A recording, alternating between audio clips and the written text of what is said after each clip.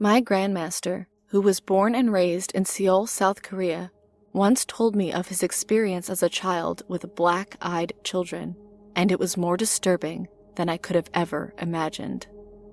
He was about 9 years old and was out with his family at a festival in Seoul. He was passing by some carts that held fireworks, toys, and food. As he was passing by some of the festival carts and stands, he noticed 2 children in an alleyway some distance from him, a boy and a girl. 2 children with black eyes were staring back at him, just out of full view. He was distracted by them momentarily, but his parents urged him onward through the festival area. Later that night, he noticed something outside of the door of his room where he slept. The same 2 black-eyed children had been watching him intently. He stared at them for quite some time before blinking and realized they had vanished. The next night he went by and saw them again, but further away this time, hiding in some nearby bushes. Once again, he stared at them until they left. On the 3rd day, he started out expecting to see them, but never did. He closed his eyes and fell asleep, thinking it was over. However, on the 4th night, the children had arrived back at his doorstep again and were angry. "Why did you not look for us? Do you not like us?" He responded to them out of fear and said, I couldn't see you." The children each responded separately to him. The boy, the one who spoke first, spoke again, and then the girl did as well. "Well, now you see us, and now you don't." My master went to bed that night thinking that it would all be over for him if he could not find them again the next night, but they never came back. He waited up several nights after, but they never returned. He remembers this story to this very day, not because of his own experiences, but because of the experience he heard from the others who were at the festival he went to that year, and those who didn't return the next. There is a tradition amongst the black-eyed children of Seoul. They choose a few children at every great festival to watch, and if the children do not watch for them or look for them at night, then they will never be seen again, likely doomed to have their souls trapped and become black-eyed children themselves.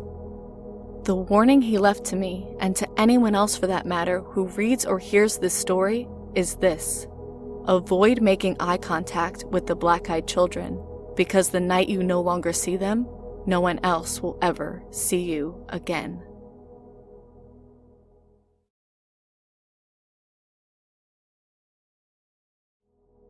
Last summer, I heard about them. The black-eyed children were my favorite ghost story, and quite honestly, until last night, I thought that's exactly what they were. Most of the stories I've read take place in remote towns across the Midwest region of America. I live on the East Coast of America, so I figured I was safe from the phenomena happening to me. Most of the stories, for those that don't know, involve 2 children, usually an older girl and a little boy looking for help to get home.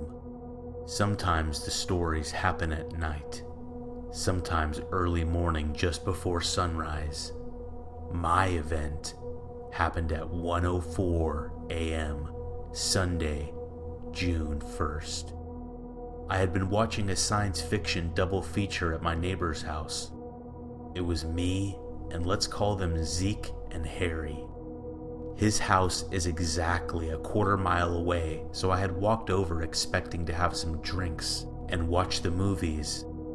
All in all, it was a successful night up to that point. After the movie ended, Zeke kicked Harry and I out, saying that he had a Tinder date in the morning and needed to rest. Harry and I left and started walking home together. Harry's house was in the middle of Zeke and my house. He offered me a cigarette, and I turned him down as we chatted about some of our respective year away at university. He offered me a ride home the rest of the way, but it was a decent night, so I turned him down. What was I thinking? As I got to the end of the street to the T intersection, I turned right to get to my house. I noticed a weird vibration in the air. It was making my fillings resonate in my mouth. It was pretty unpleasant, and that's when I saw the first pair. Coming out from behind the house directly ahead of me were two pale children. Goosebumps shot up my spine. At this point it was 1 a.m. and I was a little creeped out, so I decided to jog the rest of the way home. The closer I got to my house, the more children I saw. They were fucking everywhere, hundreds of them coming from every direction, all with strange black eyes. All of them were crying out for help. Help us, help us, help us. I ran as hard as I could to make it home. All the children were converging on me as I ran, and I had to dodge a couple of them from touching me. I struggled with my keys as I got to the door, and I could feel a small hand brushing the cloth of my shirt. As I ran inside and slammed the door behind me, I expected my parents and brother to come out and see what the commotion was, but no one did. I ran upstairs to wake them, but couldn't find anyone. I ran to my room, which was in the basement, glancing back outside to see a horde of children just standing staring at my house. Once I got to my room, I tried using my phone and laptop, but neither could connect to any network or got any sort of signal. I sat with my favorite knife, and I guess at some point, I fell asleep. I was awoken by my dad, who needed some help with yard work. He says he was asleep in bed with my mom all night and has told me several times to stop making up stories. I fear for tonight.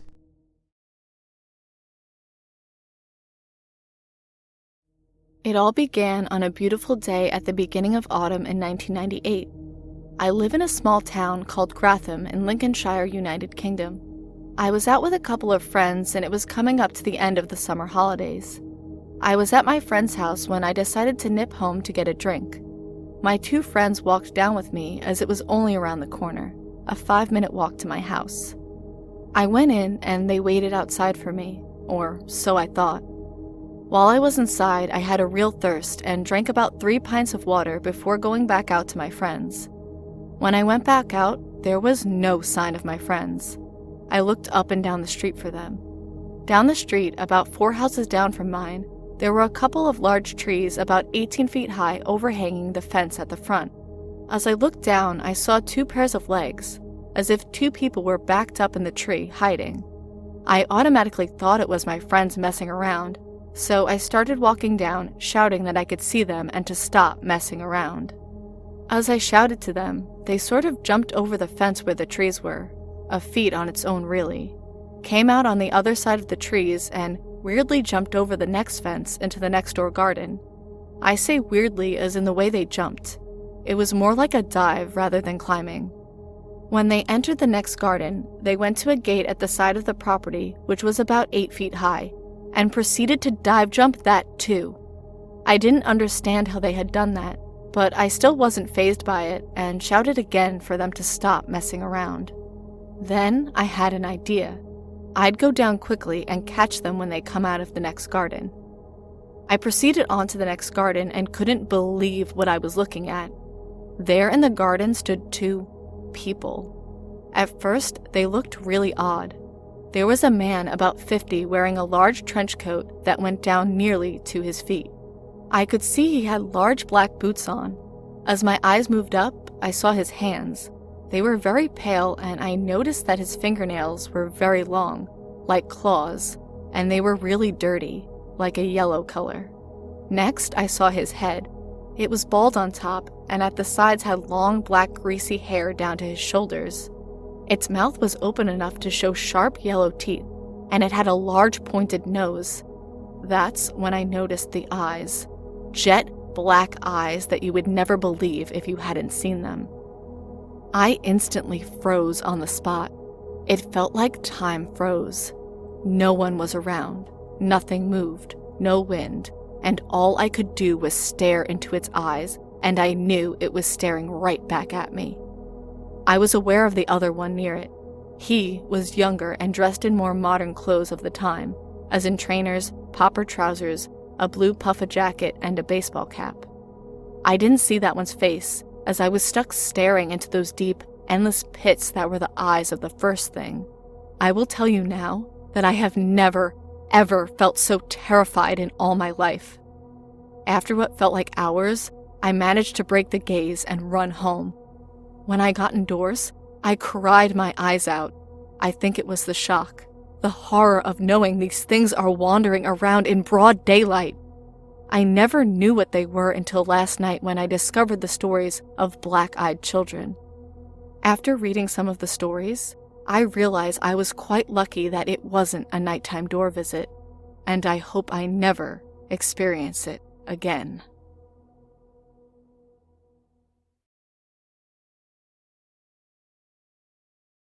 Let me preface this by saying, I am by no means a writer, just a domestic engineer living in North Texas. Also, I don't believe in paranormal ghosts, demons, or aliens or whatever. However, I did have an event happen to me this Halloween. I have to admit, it's had me scratching my head ever since. So it had been a slow trick-or-treat night in our neighbourhood that evening, which is pretty odd in itself. We usually have kids from different areas drop off in ours and constantly parade at our door. That night, I'd say we had no more than 8 to 10 groups of kids. It was around 9:30, and my husband and I were sitting in our family room watching some of the ghost shows based on, supposedly, actual events. Like I said, I don't believe in that kind of stuff, but I do like a good ghost story now and then, and it is Halloween after all. We hadn't had any activity at the door in over half an hour. It was getting late, so we decided to turn the porch light on and let our dog Chloe out of her crate. Chloe is an American bulldog and is very docile. We only put her in the crate because we were afraid she'd try and get out and play with all the other kids, and I didn't want to have to chase after her down the street. I also didn't want her scaring or intimidating the kids, because she can be a little scary. So I turned the outside light off, let Chloe out, and she followed me back to the couch and lay down on my feet. It was getting close to 10 PM when my husband decided he'd had enough fun for the night and was going to go upstairs, take a shower, and get ready for bed. After all, it was Thursday, and he still had to get up early for the next day. Our teenage son was out with his friends at the local haunted house and wasn't expected back for at least another hour or so. So that left me alone on the couch with Chloe. Now, just because I don't believe doesn't mean that those shows don't freak me out a bit. And being alone now, I have to say I was kind of on edge watching the TV. It wasn't long until I heard the upstairs shower turn on, when the light came on in the patio. Knock, knock, knock at the front door. My initial reaction was, what the hell? Really? It's almost 10. Go home. But soon an uneasy feeling came over me. Why the knock?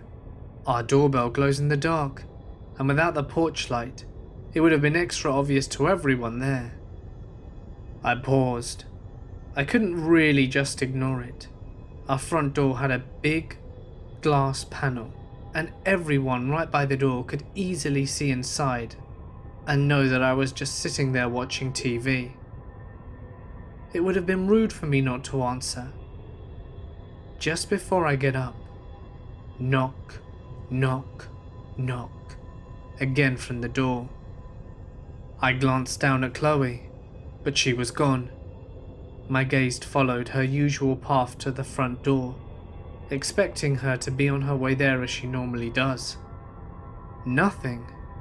She wasn't there. I stood up to look around the room and found her crouching by the back door, like she was wanting out. However, she needed to ask to go out like that. She always comes to lick my hand or puts her head on my knee. This was very out of character for her, and I have to say it heightened my anxiety. "Chloe? Crate," I said. She just turned back to look at me like, "Hell no, lady. I ain't moving." I yelled up to my husband, but if he was already in the shower, I knew there was no chance of him hearing me. Knock, knock, knock.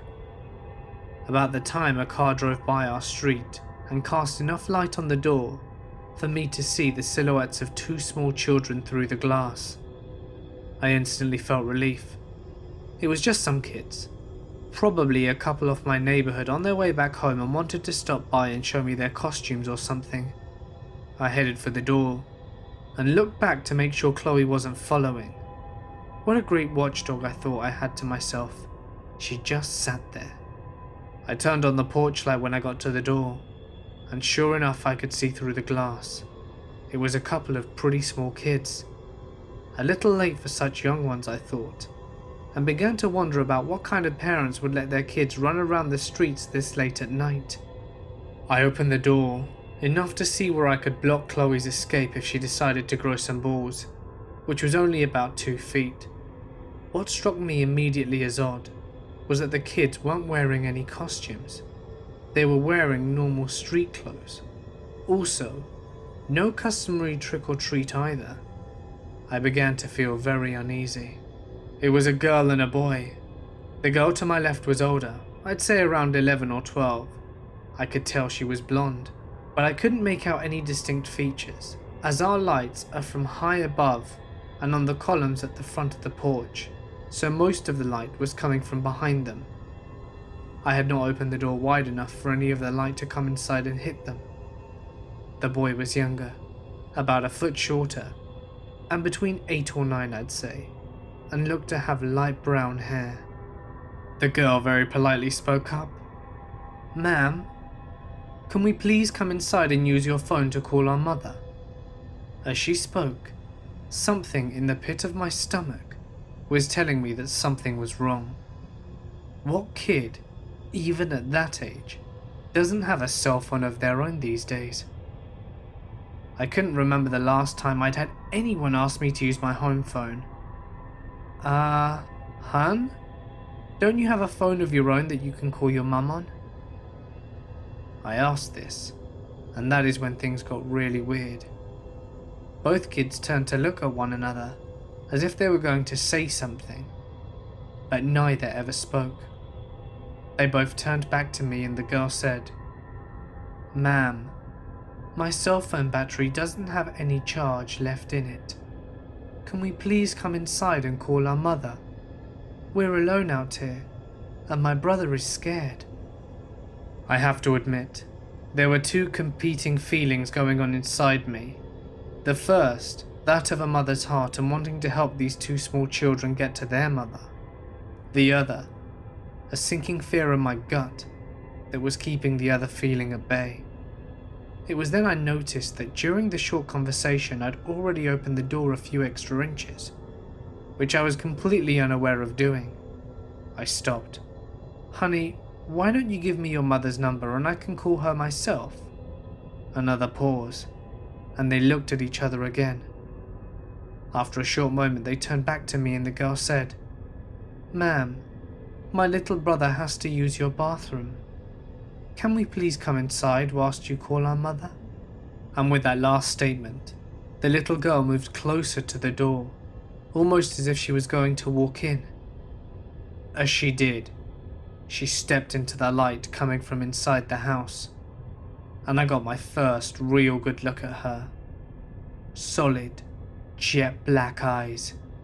That's all I could see. That motherly instinct was gone and replaced by terror I don't think I've ever felt before in my life. I could feel every hair on my arm and back of my neck standing at attention. I closed the door to where my face was just able to stick out. The little girl stopped again and pleaded, "Please, ma'am, we're really scared and alone out here. We have to come inside. Please, help us." Then, like on cue, Both kids began to whimper and cry. That's when the fear took over, and I shut and locked the door. "I'll call your mum if you give me the number," I shouted through the door. "But I'm not letting you in my house." I could still see them standing there on the porch, just staring at me through the Bellevue glass pane. Part of me wanted to run upstairs to my husband, but the bigger part didn't want to lose track of where they were. That would have freaked me out even more, to know that they were not there. After what seemed like forever, but probably a few seconds, I decided to call my neighbour that lived across the street, as I made my way to the side table by our couch to get my phone. I glanced back to the door. Chloe was nowhere to be found. We later found her in the guest room under the bed. When I got my phone and started to look for his contact info, it was when the kids had stepped away from the door and had begun walking into the street. As they did, I walked to the door to get a better look of who they were and where they went, still not calling my neighbour. If you get close enough to the glass, you can see out enough detail to make out people's shapes, but you couldn't see much detail. Of course, standing that close to the door would make you pretty obvious to anyone looking in. From the door, I could see that the kids were standing under the street lamp, nearest my house, staring at me.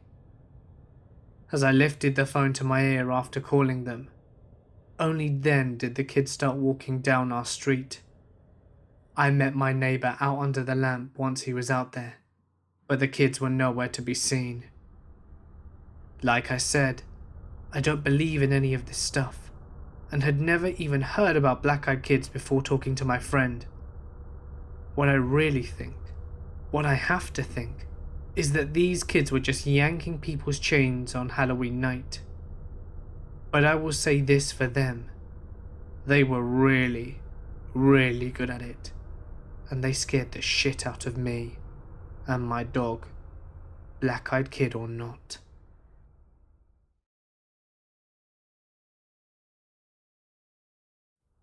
Reading the stories, I had always been a skeptic. Stories, alleged first-hand experiences, hauntings, possessions. They are all well and good for a quick chill, a cheap thrill, something I read to get my heart rate up. Getting scared can be fun sometimes, as long as you don't overdo it.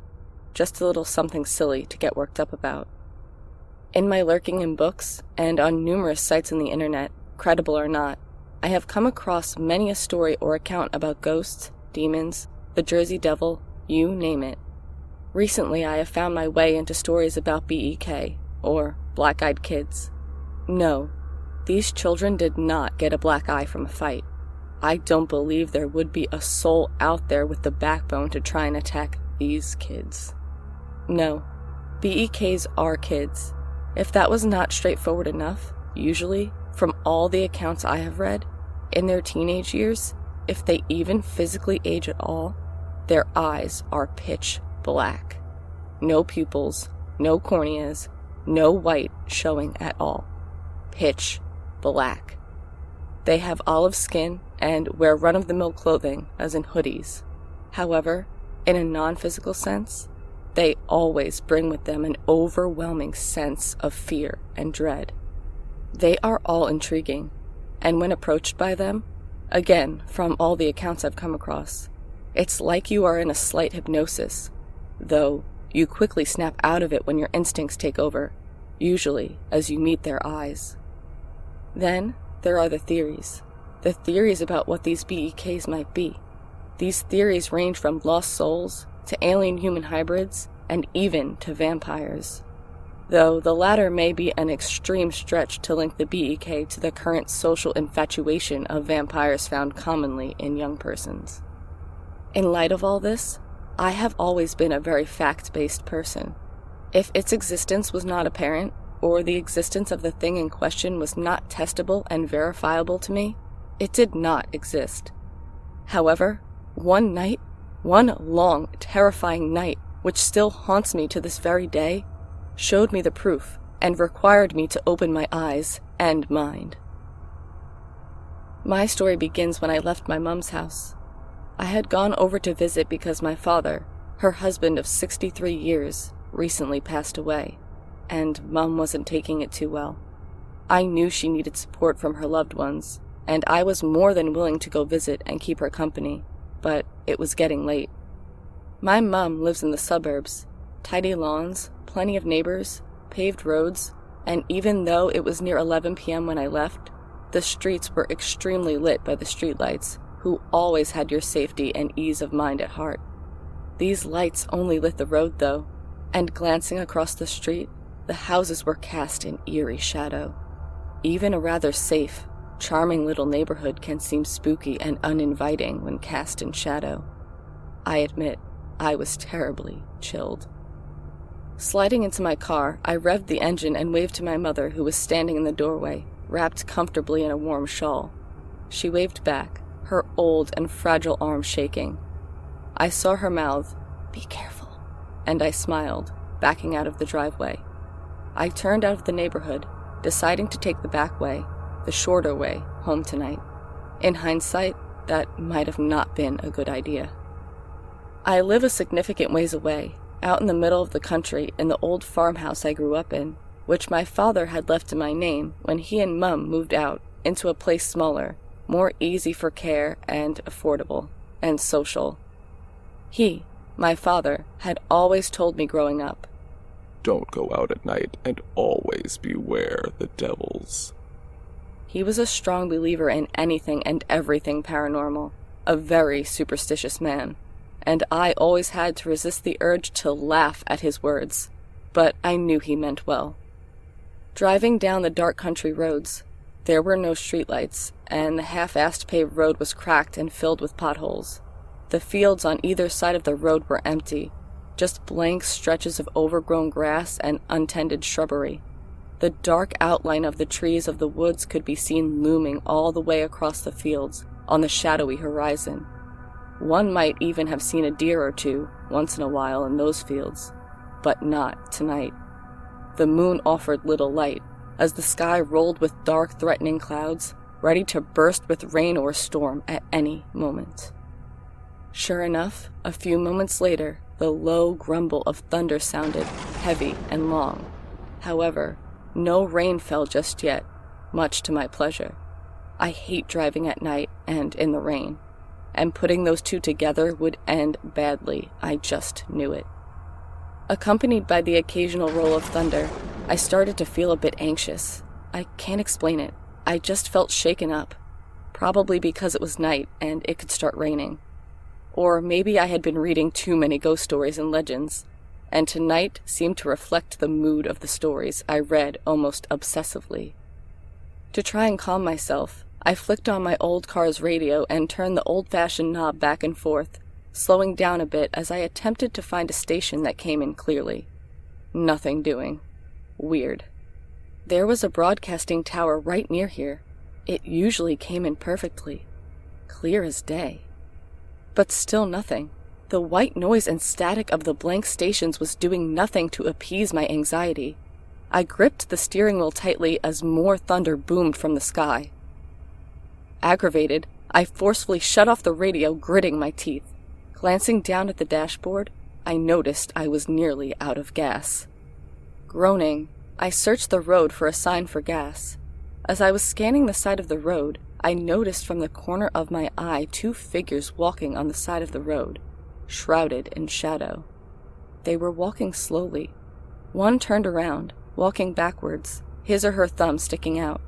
I felt compelled to pull over, give them a ride, and I found my hands turning the wheel slightly, but I pulled back, realizing how stupid it would be of me to accept 2 random strangers into my car in the middle of the night on a back country road. I sped up and past them, trying not to look at them. As I did so, though, I felt oddly intrigued by them. As I focused on the road ahead, it started drizzling, dropping my mood another level or 2. Along with the rain, the thunder seemed louder, closer as the storm moved in. A few seconds passed until I gave in to my compulsion to look at the 2 figures, and I glanced in my rearview mirror. It seemed as if the 2 were walking faster, and the one no longer had his thumb out, but it had to be my imagination. How would I be able to tell if they were walking faster or not? It was rainy and dark. Looking back at the road, I almost missed a sign that alerted me of a gas stop up ahead. A sigh of relief passed my lips, and I slowed down, looking for my indication of the stop, pushing the thought of the two figures from my head. Soon, I was pulling into the gas station slowly as the rain started to pick up. The store was closed, but luckily they had a 24-hour gas pump service. That was good for me, as if they had not, I'd have run out a few more miles down the road. I shut off my car and hesitantly shuffled out of the metal shell and glanced over my shoulder, still not being able to shake that nervous feeling that had manifested inside of me earlier that night. I stood under the light of the overhang, trying to figure out how to work the pump, which seemed so overcomplicated in the dim light and with my mind not being able to focus on this simple task. The rain picked up more, heavier and louder against the concrete of the gas stop as I finally was able to get the pump into my car, forcing my hand to stop its shaking. I had a horrible feeling that my shaking wasn't just because of the bittery, cold night air. Suddenly, the overhang lights of the gas stop started flickering wildly, a couple going out altogether. It seemed as if the temperature dropped 20 degrees in a few seconds as I glanced around, a sinking feeling starting to blossom in my stomach. As if in slow motion, I turned around, facing back towards the road, the long, lonely road, and I saw what I expected to see there. But even as much as I knew what I'd see, I still felt the drop of my stomach, the color draining from my face, and I breathed a sharp, cold breath forcefully as it almost caught in my throat. Across the street, the two figures were standing, facing me.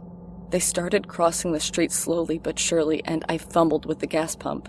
It had only been a few moments, but it seemed as if the gas pump was taking its precious time. I was shaking hard now, as thunder boomed once more, and I looked back up.